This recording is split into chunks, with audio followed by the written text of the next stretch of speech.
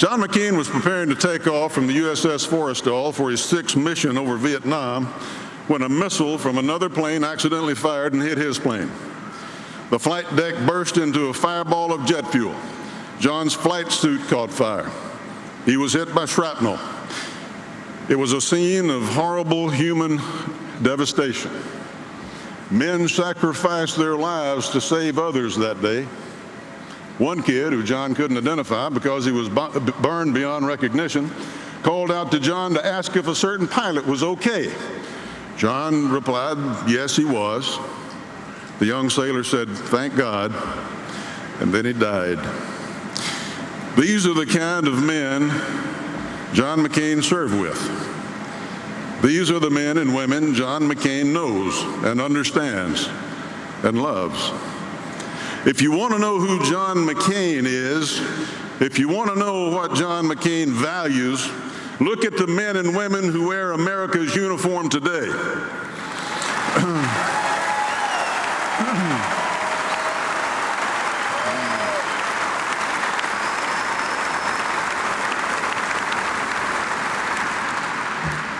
The fire on the Forrestal burned for 2 days. 20 planes were destroyed. 134 sailors died. John himself barely dodged death in the inferno and could have returned to the States with his ship. Instead, he volunteered for combat on another carrier that was undermanned from having lost so many pilots. Stepping up, putting his country first. 3 months later, John McCain was a prisoner of war.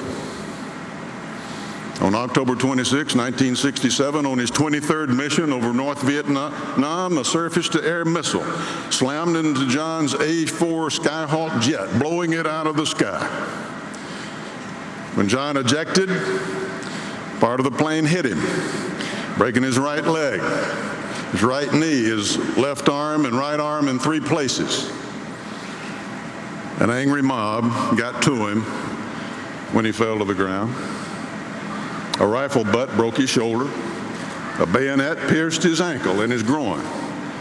They took him to the Hanoi Hilton, where he lapsed in and out of consciousness for days. He was offered medical care for his injuries if he would give up military information in return. John McCain said no. After days of neglect, covered in grime, lying in his own waste in a filthy room, a doctor attempted to set John's right arm without success and without anesthesia. His other broken bones and injuries were not treated. John developed a high fever and dysentery. He weighed barely 100 pounds. Expecting him to die, his captors placed him in a cell with 2 other POWs who also expected him to die. But with their help, John McCain fought on. He persevered. So then they put him in solitary confinement for over 2 years. Isolation, incredible heat, beating on a tin roof, a light bulb in his cell burning 24 hours a day, boarded up cell windows blocking any breath of fresh air, the oppressive heat causing balls the size of baseballs under his arms. The outside world limited to what he could see through a crack in the door. We hear a lot of talk about hope these days. John McCain knows about hope. That's all he had. For propaganda purposes, his captors offered to let him go home. John McCain refused. He refused to leave ahead of men who had been there longer. He refused to abandon his conscience and his honor, even for his freedom. He refused, even though his captors warned him, it will be very bad for you. They were right. It was. The guards cracked ribs, broke teeth off at their gums. They cinched a rope around his arms and painfully drew back his shoulders.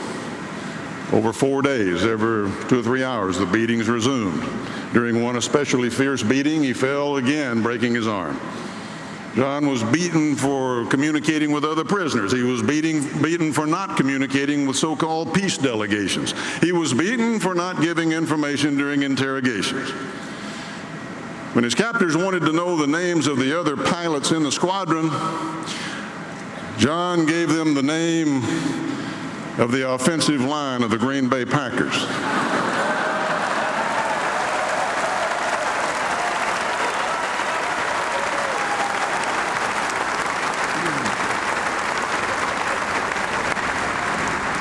Whenever John was returned to his cell, walking if he could, dragged if he couldn't, as he passed his other fellow POWs, he would often call out to them. He'd smile, give them a thumbs up. For 5.5 years, this went on. John McCain's bones may have been broken, but his spirit never was.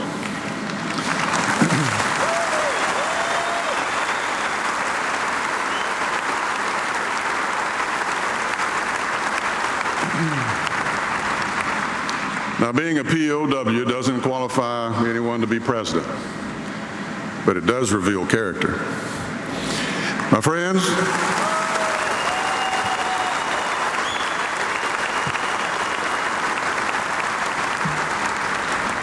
this is the kind of character that civilizations from the beginning of our history have sought in their leaders.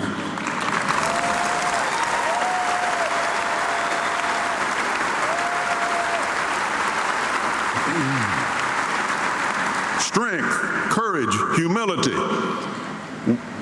wisdom, duty, honor. It's pretty clear there are two questions that we'll never have to ask ourselves. Who is this man? And can we trust this man with the presidency?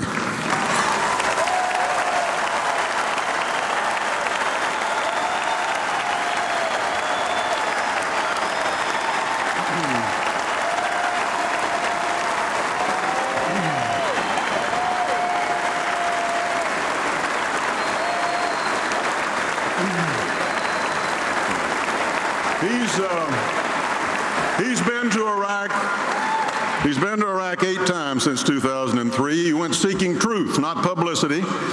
When he travels abroad, he prefers quietly speaking to the troops amidst the heat and hardships of their daily lives.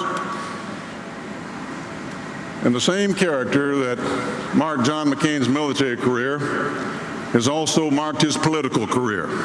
This man, John McCain, is not intimidated by what the polls say or by what is politically safe or popular. At a point in time when the war in Iraq was going badly and the public lost confidence, John stood up and called for more troops, and now we're winning.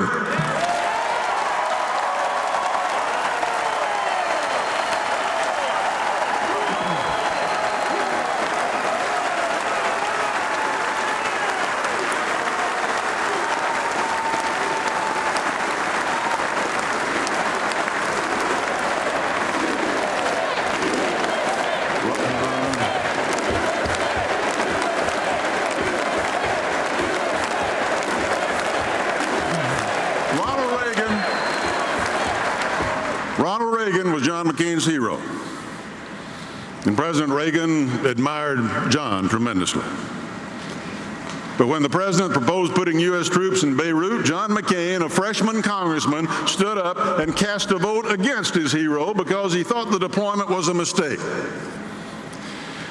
My friends, that is character you can believe in.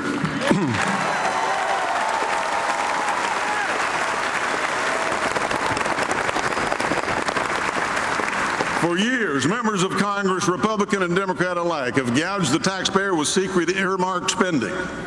Well, he's never sought an earmark. I've experienced John's character.